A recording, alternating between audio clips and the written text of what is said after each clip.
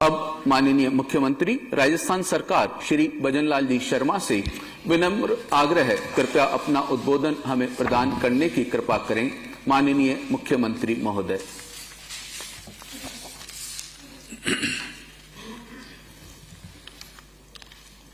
आज की हमारी 16वीं विधानसभा के प्रबोधन के अवसर पर हमारे बीच में जो इसी सदन से गए और इस सदन में काफी समय तक वो रहे हैं, ऐसे माननीय लोकसभा के अध्यक्ष श्री ओम बिरला जी, माननीय विधानसभा के अध्यक्ष श्री वासुदेव देवनानी जी, सम्मानित वक्ता, उपस्थित सभी साथी विधायकगण, माननीय लोकसभा अध्यक्ष जी का इस समारोह में अभिनंदन करता हूं।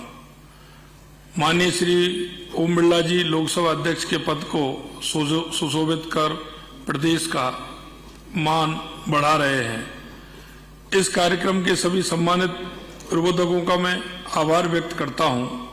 आपने इस कार्यक्रम में अपने अनुभवों से संसदीय प्रक्रियाओं के बारे में हमारा ज्ञानवर्धन किया। इस कार्यक्रम को आपने अपने विधायी अनुभवों से सजोया है। संसदीय प्रक्रिया के नियमों को उदाहरण से समझाया है। कार्यक्रम के विभिन्न सत्रों में हमें विविधियों की सभा की प्रक्रिया, कार्य संचालन, नियमों और समय के साथ बनी परिपाटियों के बारे में उपयोगी जानकारी दी है।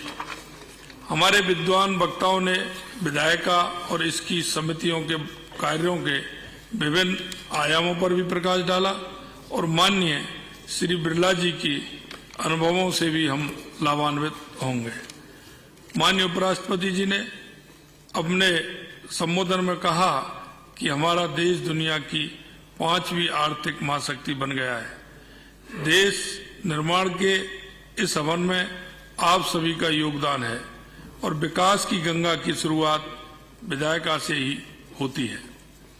माननीय उपराष्ट्रपति जी ने अपने अनुभव से हमें ये समझाने की कोशिश की कि सदन को चलाने की जिम्मेदारी पक्ष और विपक्ष दोनों की होती है। इसलिए हमारा आचरण अनुकरणीय एवं आदर्श होना चाहिए। सदन में किए जाने वाले व्यवधान का असर नकारात्मक होता है। उपराष्ट्रपति महोदय ने हमें भारत की संविधान सभा से प्रेरणा लेने के लिए कहा और बताया कि संविधान सभा 3 साल तक बिना किसी व्यवधान के चली। हमने भारत को 2047 तक विकसित राष्ट्र बनाने का लक्ष्य रखा है और इसकी नींव डाल दी गई है। अब हमारा ये कर्तव्य है कि इस लक्ष्य को प्राप्त करने के लिए जी जान से कार्य करें। उन्होंने संविधान निर्माता बाबा साहब भीमराव अम्बेडकर जी के कथन से प्रभावित होकर प्रथम भारतीय, अंतिम भारतीय और सिर्फ भारतीय होने का संदेश दिया है। माननीय उपराष्ट्रपति जी ने हमें भारत के मूल सचित्र संविधान के सौंदर्य से भी परिचित करवाया। उन्होंने हमें बताया कि हमारे संविधान के भाग 3 में, जिसमें मौलिक अधिकारों के बारे में बताया गया है, वहां श्री राम, माता सीता एवं लक्ष्मण जी के चित्र बनाए हुए हैं, जो इस देश के लिए पूजनीय, आदर्श एवं प्रेरणा स्रोत है। माननीय उपराष्ट्रपति महोदय जी ने मुझ में अपना विश्वास जताया, इसके लिए मैं उनका आभारी हूं एवं मैं प्रयास करूंगा कि उनकी उम्मीदों पर खरा उतर सकूं। माननीय विधानसभा अध्यक्ष महोदय ने अपने संबोधन में कहा कि प्रबोधन कार्यक्रम नवनिर्वाचित विधायकों के लिए विधानसभा की विशिष्ट कार्यप्रणाली से परिचित होने का अवसर है। विधानसभा कार्यप्रणाली में परंपरागत होने के लिए निरंतर सीखना आवश्यक है। इसके लिए आपको अधिक से अधिक सदन में उपस्थित रहना होगा। माननीय विधानसभा अध्यक्ष ने सदन में विधायकों के आचरण पर भी रोशनी डालते हुए कहा कि यहां हम अपने विधानसभा क्षेत्र की जनता का प्रतिनिधित्व कर रहे हैं, इसलिए हमें जनहित के मुद्दे नियमों के तहत उठाने होंगे। साथ ही सदन में ऐसा आचरण प्रस्तुत करना होगा जिसका सभी लोगों के मध्य सकारात्मक संदेश जाए।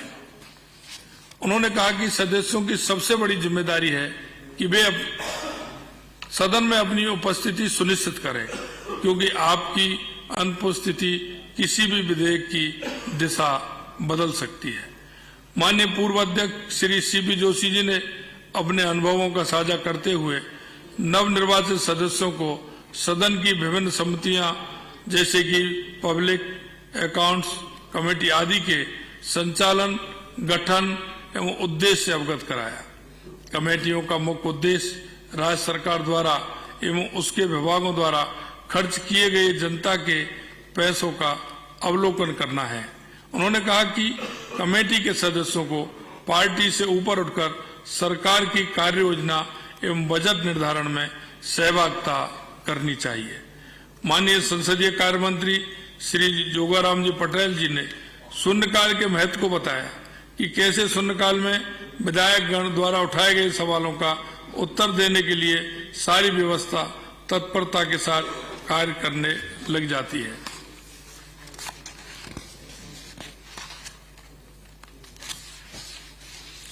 राज्यसभा सदस्य श्री घनश्याम तिवारी जी ने बिल सदन की मेज पर रखने से लेकर बिल पारित करने की पूरी प्रक्रिया से अवगत करवाया। विधायी मामलों के विशेषज्ञ श्री चक्षु राय जी ने बजट प्रबंधन एवं कटौती प्रस्ताव के संबंध में महत्वपूर्ण जानकारी सदस्यों के साथ की।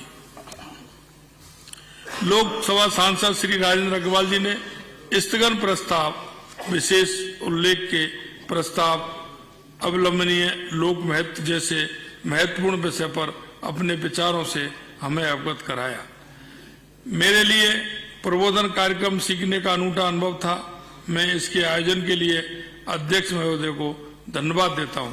मैं प्रबोधन के लिए माननीय उपराष्ट्रपति महोदय, माननीय लोकसभा अध्यक्ष, माननीय सांसद और अन्य सम्मानित वक्ताओं का भी आभारी हूं। माननीय उपराष्ट्रपति जी और माननीय लोकसभा अध्यक्ष जी की उपस्थिति ने प्रबोधन कार्यक्रम को गरिमा प्रदान की है और उपयोगिता और शोभा को भी बढ़ाया है। उम्मीद है इस प्रबोधन कार्यक्रम से हमें उपयोगी चर्चाओं के लिए विधानसभा के बहुमूल्य समय का सर्वोत्तम उपयोग करने में मदद मिलेगी। इन नियमों और प्रक्रियाओं की जानकारी सदस्यों के लिए सदन तथा इसकी समितियों की कार्रवाई में प्रभावशाली ढंग से भाग लेने में मददगार होगी। आप सभी का मैं बहुत बहुत धन्यवाद करता हूं। धन्यवाद माननीय मुख्यमंत्री महोदय, आपका बहुत बहुत आभार।